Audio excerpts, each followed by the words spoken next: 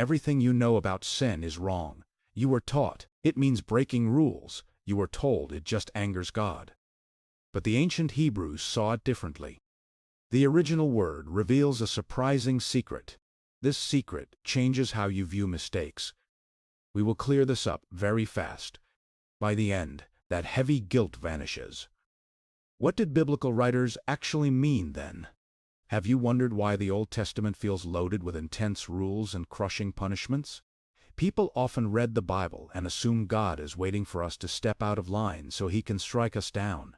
We will clear up that misunderstanding right now with a plain, jargon-free walkthrough. To understand this, we must look at the book of Judges, specifically chapter 20, verse 16. Judges sit right between Joshua and 1 Samuel in the larger biblical narrative. It tells the chaotic story of Israel after entering the Promised Land, but before they had a guiding king. Tradition says the prophet Samuel wrote this book for the Israelites around the 11th century BC. He wrote it to show how terribly things go wrong when everyone just does whatever they want. The Hebrew word translated as sin in your English Bible is Khata. Before looking at it morally, we must examine its use in a literal, physical context. In Judges chapter 20, the Israelites are gearing up for a tragic civil war. The tribe of Benjamin has gathered their most elite soldiers to fight against the rest of the nation. The text describes a highly specialized military unit within the Benjaminite army. Judges chapter 2 verse 16 says, "Among all these soldiers there were 700 select troops who were left-handed, each of whom could sling a stone at a hare and not miss." Did you catch that very last word? The Hebrew word translated as miss in that sentence is exactly the same word, Khata. These elite ancient snipers could hurl a rock at a single hare, and they would not miss the mark. On the surface, this verse just highlights how terrifyingly accurate these left-handed warriors were in battle. But when you realize this is the exact same word used for sin throughout the entire Bible, everything starts to click. Sin is not fundamentally about breaking an arbitrary rule just because a cosmic dictator said so. It literally means to miss the mark, fail to achieve a specific goal, or wander off the intended path. Let us connect this back to another famous story. All the way back in Genesis chapter 4, Cain is incredibly jealous because God accepted his brother Abel's offering, but rejected his own. God sees Cain seething with anger and steps in to give him a warning before things turn deadly. Genesis chapter 4 verse 7 says, "If you do what is right, will you not be accepted? But if you do not do what is right, sin is crouching at your door." God tells Cain that Khata is crouching at the door, waiting to strike him like a wild animal. God is essentially saying, Cain, you are about to miss the mark of how a human should treat his brother. Cain has a choice to either hit the target of love and respect, or completely fail and let failure consume him. Sadly, Cain misses the mark horribly and murders his brother Abel in the field. He did not just break a celestial speed limit, he fundamentally failed at being a good human. So what does this ancient archery and slinging term mean for your faith and daily life today? It completely shifts the framework from a legal courtroom to a journey of human purpose. If sin just means breaking a rule, then God is just a cosmic police officer waiting to hand you a ticket. If sin means missing the mark, God is the ultimate archery coach trying to teach you how to hit the bullseye. The target we are aiming for is loving God and loving our neighbor as ourselves. Think about trying to bake a complex cake for a friend's birthday without following the recipe. If you accidentally swap the sugar for salt, you did not commit a crime against the government.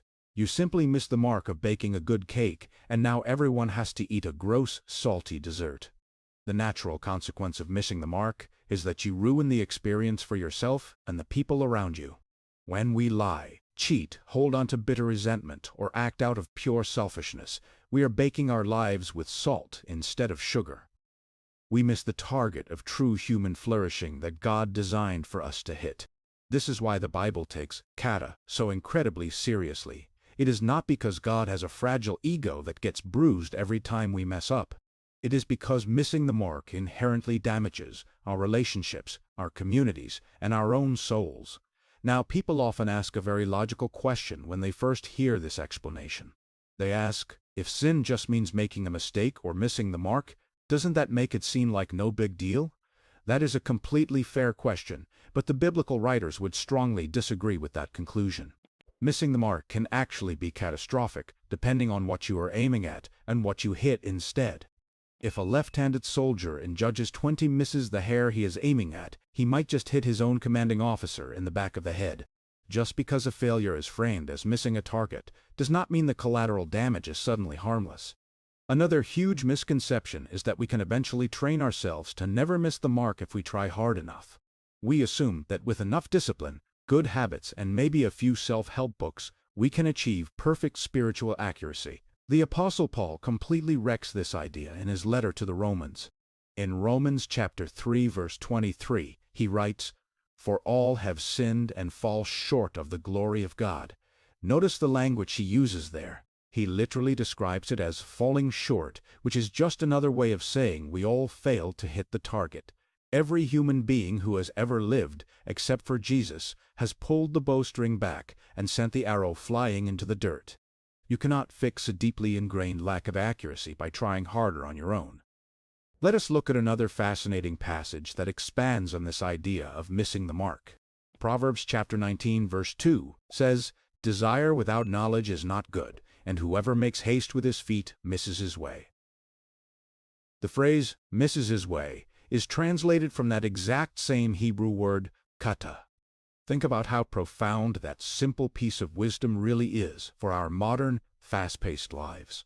When you rush blindly into a major life decision without thinking, you are not necessarily breaking a strict moral commandment, but you are absolutely missing the optimal path for your life, and you will inevitably stumble into a ditch. The ancient biblical authors understood that sin was often a tragic lack of wisdom, not just outright malicious rebellion. Sometimes we miss the mark because we are actively aiming at the wrong target entirely. You might aim your life at acquiring massive amounts of wealth, believing it will finally bring you peace and security. You might hit that financial target perfectly, only to realize you completely missed the mark of building a loving family. Other times we miss the mark even when we are desperately trying to aim at the right thing. You want to be a patient parent, but after a long day of work, you snap and yell at your kids. In both scenarios, the outcome is a painful failure to live up to our intended design. The biblical narrative constantly reinforces this tragic reality of the human condition. From the Garden of Eden to the kings of Israel, everyone constantly shoots their arrows into the metaphorical woods. King David aimed at another man's wife and utterly destroyed a family in the process. The Israelites aimed at the safety of worshiping a golden calf and fractured their relationship with the God who saved them. This continuous pattern of failure creates a massive unresolved tension throughout the entire Old Testament story. If humanity is fundamentally incapable of hitting the target, how can we ever hope to restore our relationship with the Creator? This is precisely why the arrival of Jesus in the New Testament is framed as such overwhelmingly good news. Jesus enters the story as the one human who never misses the mark. He completely redefines what it means to live accurately. He flawlessly hits the target of loving God with all his heart. He brilliantly hits the target of loving his neighbor as himself. Even when facing a brutal execution, his aim remains absolutely true. He does not seek revenge against his enemies. He asks God to forgive the people nailing him to a wooden cross. That is what perfect spiritual archery looks like in the real world. But the story gets even better for those of us who constantly fail. Jesus does not just show off his perfect aim to make us feel terrible. He offers to stand in our place and cover our catastrophic misses. He takes the tragic consequences of our wayward arrows upon himself. Then, he offers us his perfect score as a totally free gift. You no longer have to live under the crushing weight of your past failures. The immense pressure to be absolutely flawless is finally lifted off your shoulders. This radically changes how we should approach our own spiritual growth moving forward. When you understand Khata, repentance stops feeling like a miserable punishment. Repentance just means you realize you are aiming at the wrong target entirely. You lower your bow, turn around, and start aiming at the right one. It is a vital course correction, not a shameful trip to the principal's office. You are actively choosing to stop baking your life with bitter salt. You are choosing the sweet sugar of grace, mercy, and genuine love instead. God is not angrily watching from heaven hoping you trip over your own feet. He is actively cheering for you to experience the fullness of a well-aimed life. Let us quickly recap the main point of today's lesson. The Hebrew word for sin literally means to miss the mark. It is not just about breaking a random celestial rule. It is a profound failure to hit the target of human flourishing. We answered the big question of why the Old Testament feels so intense. Missing the mark causes devastating collateral damage to everyone around us. Everything you thought you knew about sin was slightly off. You were taught it meant making God furious. Now you know it means failing your own intended design. The heavy guilt trip can finally vanish for good. God is your coach, not your condemning judge. He wants to help you aim better tomorrow. Here is a memorable final thought to carry with you. A missed target is just an opportunity to adjust your aim. What specific target are you currently aiming your life toward? I invite you to read Judges chapter 20 on your own today. See if you can spot the elite left-handed slingers for yourself. Before the next video, tell me your thoughts below. Which target in your life needs a major adjustment right now? Let me know down below in the comments section. Please hit subscribe so you never miss next week's fascinating biblical lesson.